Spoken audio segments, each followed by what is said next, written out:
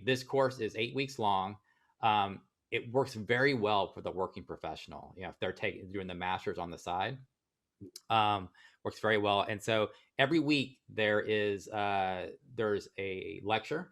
There are, of course, there's some required readings for that. But what I love most about the assignments are they're not exactly like a heavy lift, or they're not something that's going to ruin your weekend.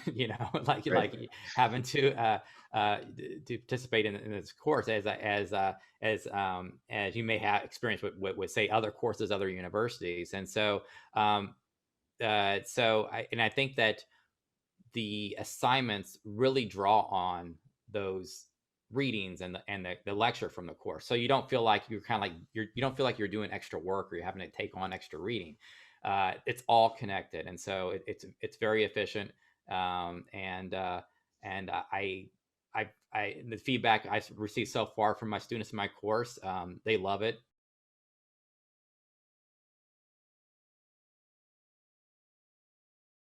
They have to create a social media strategy for their CEO, and the exercise calls on them putting on their chief communication officer's hat, well integrated social media campaign for their CEO that's connected to their firm wide marketing team, to their PR goals.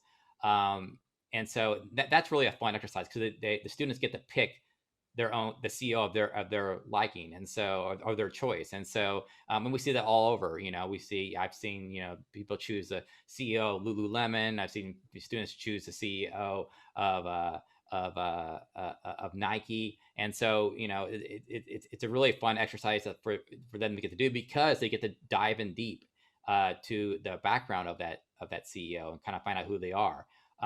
There's another exercise where they get to lay out the outline of what a book would be for their CEO. And for example, um, we see every year a CEO. They tend to they'll be publishing a book that they've authored. And if you work in exec comms, a lot of times, eventually you'll probably get to the point where you are part of the process of a CEO authoring a book.